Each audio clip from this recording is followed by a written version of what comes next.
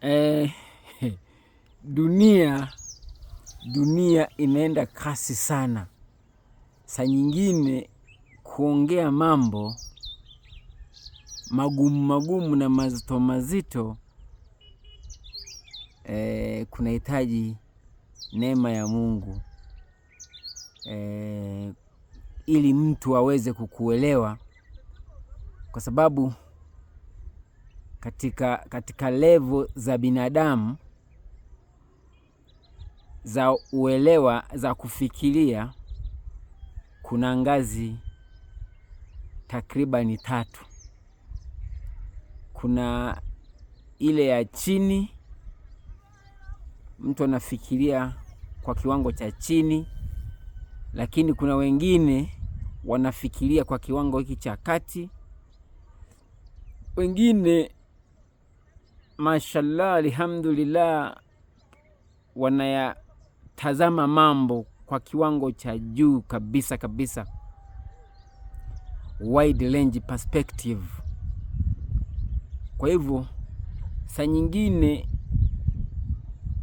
kwa akili yako tu ya kawaida mwanadamu, ukisikia mtu fulani anaongea, kitu cha kwanza, kama akili yako haiko sawa, unaweza ukakimbilia tu kusema kwamba huyu nadhani kuna nati mahala fulani kwenye ubongo imelegea.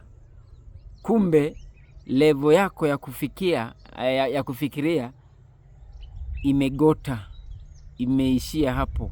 Kwa hiyo wanahitajika watu ambao tunaweza tukasema sio wale wa average thinking capacity, bali ni wale ambao naweza nikasema kwamba high intelligent ama intelligence quotient ndo wanaweza kuyatazama mambo katika mawanda mapana. Sasa leo nataka niongee na wewe kwa habari ya hizi sikukuu, hasa tunayoiendea hii sikukuu ya nini? Sikukuu ya Krismasi. Tumeaminishwa, asilimia kubwa ya wanadamu kote ulimwenguni wameaminishwa kwamba kila inapofikia tarehe 25 Desemba watu wanakusanyikana sehemu mbalimbali kwa ajili ya kusherehekea kwa kile wanachokiita kuzaliwa kwa Yesu Kristo. Nikwambie hivi, huo ni upagani wa ngazi za juu sana. Kusherehekea Krismasi ni upagani wa hali ya juu kabisa ambao umeingizwa kwenye akili za watu na watu wakafanyeje? Wakaukubali, wakaona wako sawa. Kumbe wanatumikia na wanafata njia za waabudu shetani. Kuzimu ndio inayo control hizi sherehe. Nasema hivyo, nina concrete evidence. I know what I'm saying, I know what I'm talking about. Kwa hivyo kusherehekea kwako Christmas, my friend, una support kuzimu moja kwa moja. Sio sherehe ya kidini, sio sherehe ya kimungu, na hakuna mahala popote pale ambapo imeandikwa na imeamriwa kwamba eti usherehekee Krismasi. Huo ni upagani wa kiwango cha hali ya juu, the highest grade of paganism that has entered human brain. Kwa hivyo na kusihi kuanzia sasa, baada ya kusikia hili neno tamu kutoka katika roho ya Elia. Roho ya Elia ni authentic, ipo katika nyakati hizi za mwisho kukusanua kitu ambacho umelala enzi na enzi. Sasa unasanuliwa ili uamke na akili mpya, si ya kukutoa katika leli, si ya kukutoa katika Mungu, bali ujue kwamba kuna mambo ambayo umeaminishwa kwamba ni ya kimungu, kumbe unamtumikia ibilisi 100% bila wewe kujua. Kwa hivyo ambatana nami twende hatua kwa hatua, nikikuelekeza namna ambavyo ulimwengu ama dunia imeaminishwa na kupotoshwa kwamba kile inachokifanya ni kweli, kumbe ni wanaita Waswahili kwamba ni kanyaboya, mnapigishwa chaka bila watu kujua. Neno la Mungu linasema hivi, nawe utaijua kweli, nayo kweli itakuweka huru. Mnamo tarehe 20 mwezi wa 5 mwaka 325 baada ya Bwana wetu Yesu Kristo kuwa ameondoka duniani. Maka hii miaka inahesabika mwaka wa kwanza, wa pili, ni kwa sababu after Christ, baada ya Yesu kuwa amekuja duniani, akakaa ile miaka 33 aliyoishi hapa na baadaye kuondoka. Kwa hivyo mwaka wa 325 Papa Konstantini aliyekuwa huko Uturuki katika mji wa Konstantinopo aliitisha maaskofu wa dunia nzima. Afrika iliwakilishwa na askofu mmoja, ili walienda katika ule mji unaoitwa Nicea. Na ndio maana ule mkutano unajulikana sana kwa wanataka Nicea Conference. Pale walienda kujadiliana mambo kadha wa kadha yanayohusu Ukristo. Pamoja na mambo mengineyo, waliunganisha, walifanya ndoa ya upagani ya upagani ukaingizwa kanisani, ukachanganywa na ule Ukristo wa kuchovya, Ukristo feki, na ndio ambao unaendelea. Labda nikusanue kitu kimoja. Ukiona jambo fulani ibilisi ameriruhusu liendelee na watu wafurahie, hilo halina madhara kwake hata kidogo. Ukikuta kitu kinapingwa sana cha kimungu, ujue ibilisi kinamgusa moja kwa moja. Lakini hizi sherehe unazoziona hizi kama hii inayosemea ya Krismasi, yani hiyo ni sherehe ya kuzimu, hiyo ni sherehe ya wapagani. Kwa hivyo ule mkutano wa Nicea waliunganisha sasa Ukristo na upagani, ndo kikazaliwa hicho kitu ambacho Warumi sasa hao Warumi ndo kikazaliwa hicho kinachoitwa dini ya Kikristo ambayo imeenea sehemu kubwa duniani. Lakini kiuhalisia, yani pale kinachotawala zaidi tangu enzi zile ni upagani, sio dini halisi ya Kikristo. Labda unaweza ukatafakari, kwani kama unasema kwamba ni dini ya Kikristo, Yesu Kristo alikuwa anasali wapi? Kanisa la Yesu Kristo aliloliacha wakati anaondoka ni kanisa lipi na liko wapi? Au kwa sababu mara nyingine unaweza ukadadavua, nini maana ya kanisa? Je, kanisa ni majengo? Kanisa ni jina, ama kanisa ni nini? Labda hapo ndo unaweza nikakuachia kama tafakari yako kwa jinsi ambavyo unaweza ukanena nini maana ya nini ya kanisa. Kiuhalisia kabisa Hakuna mtu anayejua sura ya Yesu Kristo. Hakuna mtu ambaye amewahi kuijua tarehe ama siku aliyozaliwa Yesu Kristo. Kwa hivyo huu ujasiri wa kusema kwamba tusherehekee Krismasi ni maagizo ya nani? Yameandikwa wapi? Tutambue kitu kimoja. Ukisoma kile kitabu cha Wakolosai, ile sura ya 2 mstari wa 8, neno la Mungu linasema, angalieni mtu asiwafanye mateka kwa elimu yake ya bure, kwa jinsi ya mapokeo ya awali ya ulimwengu, wala si kwa jinsi ya nani? Ya Kristo.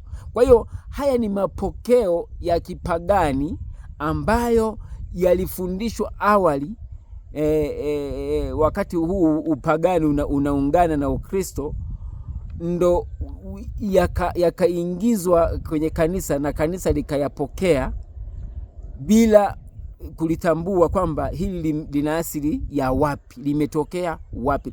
Kanisa la kwanza, kanisa la mwanzo halijui habari ya Krismasi wala hata halijasherehekea. Jaribu kutafuta historia jinsi ilivyo. Unajua sometimes historia nayo ina umuhimu wake mkubwa sana. Huwezi tu kukurupuka kwamba kulidandia jambo ambalo hulijui hata asili yake limetokea wapi. Je, wale wakale wale walikuwa wanasherehekea hizi sikukuu ambazo tunasema za mwisho wa mwaka, au ni mambo yaliingizwa ili kukupoteza zaidi wewe mtu wa Mungu, na utajidanganya kwa akili yako kwamba unafanya jambo jema sana, unafurahia hiki, kumbe unatimiza ajenda za kuzimu bila wewe kujua. Na ndio maana Bwana wetu Yesu Kristo alisema kwamba wengi watakuja wanasema, Bwana, tuliponya, tulifanya hivi, tulitoa mapepo kwa jina lako.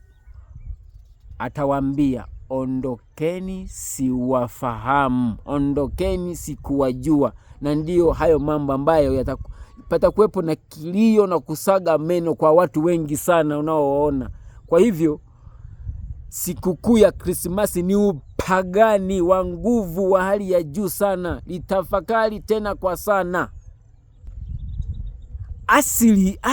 Asili ya huu upagani, watu wanaoita kwamba ni Krismasi, asili yake ni Babeli.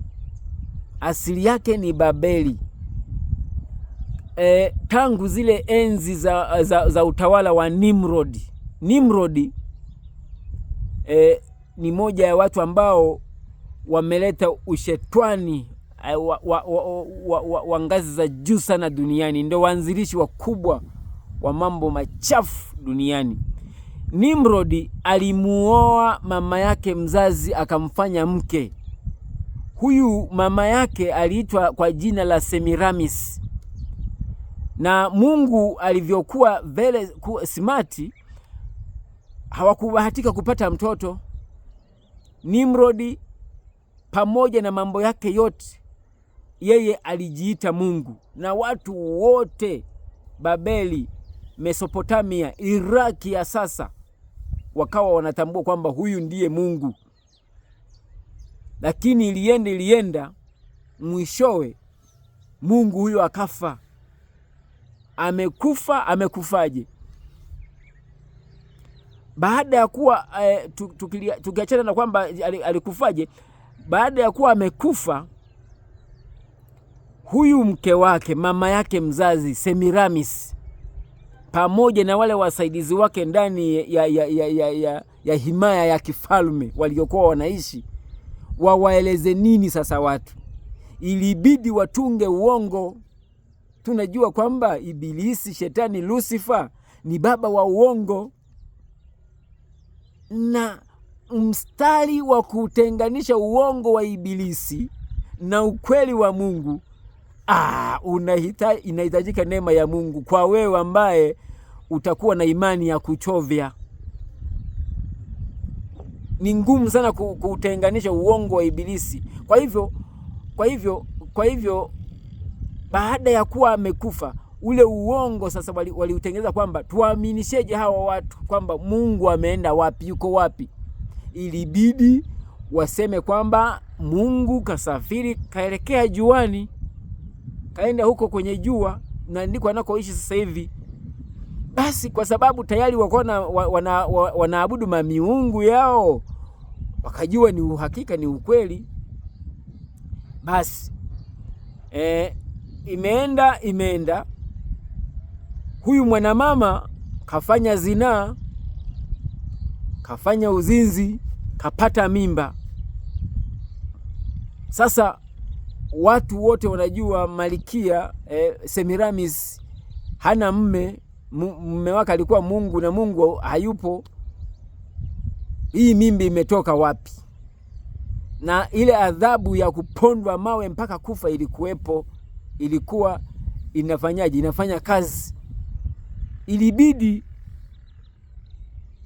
watunge tena ule uongo kwamba kwa njia ya mionzi ya jua Mungu alikuwa ananiingilia, ndiyo nikapata huu ujauzito kwa njia ya mionzi ya jua. Na tangu hapo sasa watu wakakubali na wakaanza kuliabudu jua. Kwa hiyo kwamba Nimrod alikuwa kwa njia ya mionzi ya jua alikuwa anamuingilia huyu Semiramis, na ndio maana akapata ile mimba. Wakaanza kuliabudu jua, ndo chanzo cha sun worship. Na ndio hiyo siku ambayo wengi tunaishadadia Sunday, siku ya jua duniani.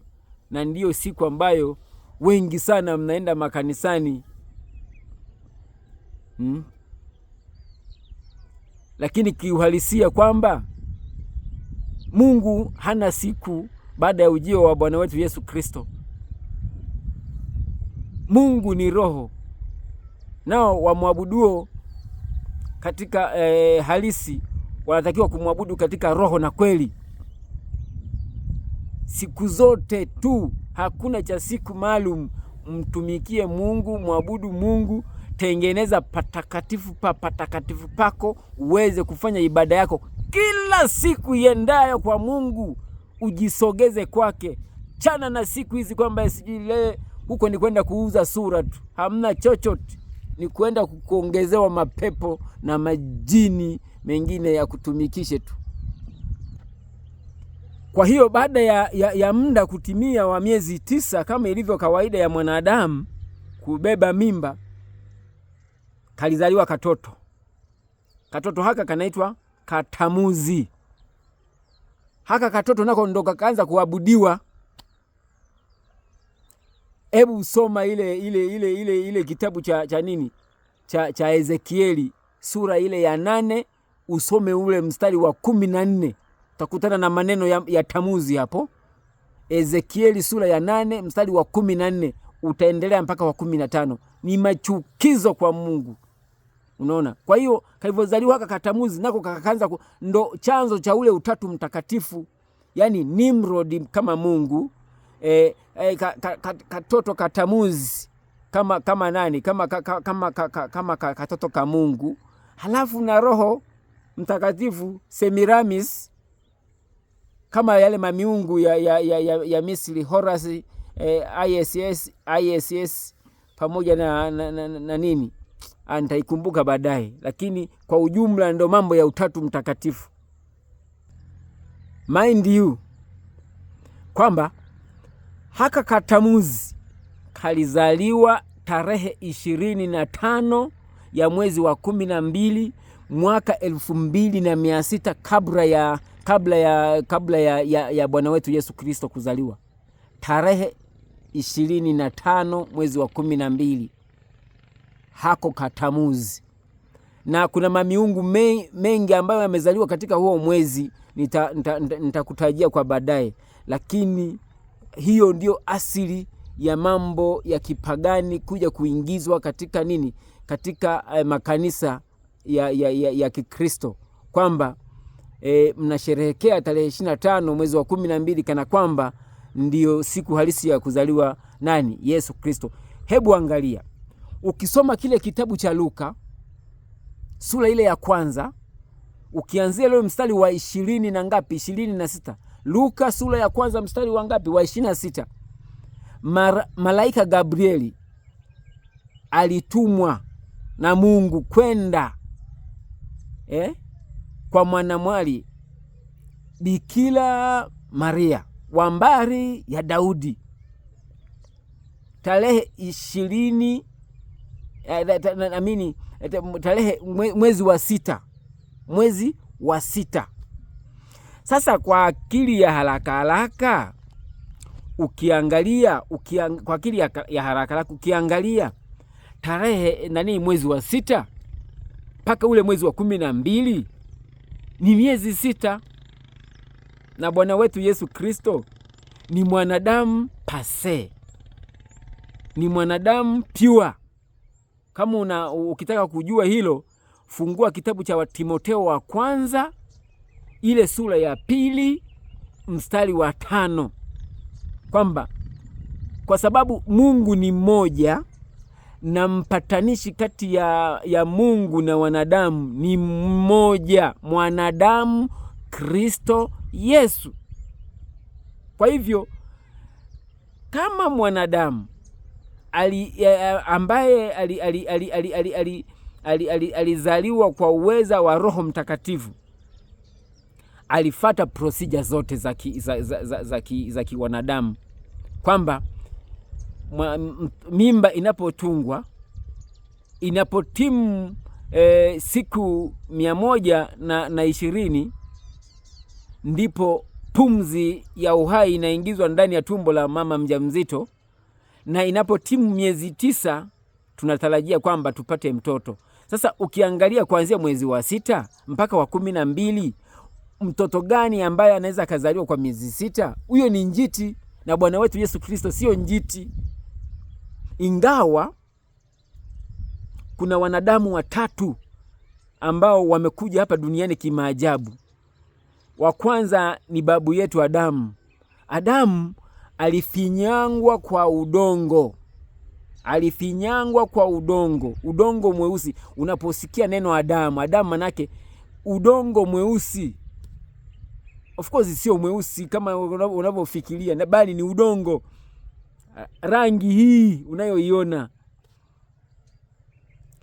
Baada ya kuwa limefinyangwa lile dongo, ndo likapuliziwa pumzi na akawa nafsi hai. Kuwa nafsi hai maana yake ni nini? Mwanadamu amekamilika. Lakini mwanadamu wa pili ambaye naye alikuja kwa njia ya maajabu ajabu hapa duniani ni Hawa, bibi yake, mke wake nani? Adamu. Kwamba Adamu alipigwa usingizi akalala, na mwisho wa siku ubavu mmoja ukatolewa, akatengenezwa mwanamke. Katika ubavu wa Adamu akatokea Hawa. Huo ni uweza wa Mwenyezi Mungu ambao uko beyond expectations. Haya, mwanadamu wa tatu wa maajabu ambaye amekuja hapa si kwa njia ya kawaida ni huyu Bwana wetu Yesu Kristo. Naye kwa nguvu za uweza wa Roho Mtakatifu, mimba iliweza kutokea kwa mwanamwali, kwa Bikira Mariamu, akazaliwa. The rest tuliobaki ni mpaka baba na mama wafanye mambo, maji yale, katoke katoto. Na ndio maana neno la Mungu linasema tumezaliwa kwa maji yale tinti, baadaye mimba vimifupa vinatokea ndani ya tumbo. Hayo ndo maajabu ya Mungu, na mtu anatokea. Kwa hiyo ndio wanadamu watatu tu waliokuja hapa duniani kwa njia za maajabu, lakini wengine ni kuingiliana kwa baba na mama ndipo atokee. Kwa hiyo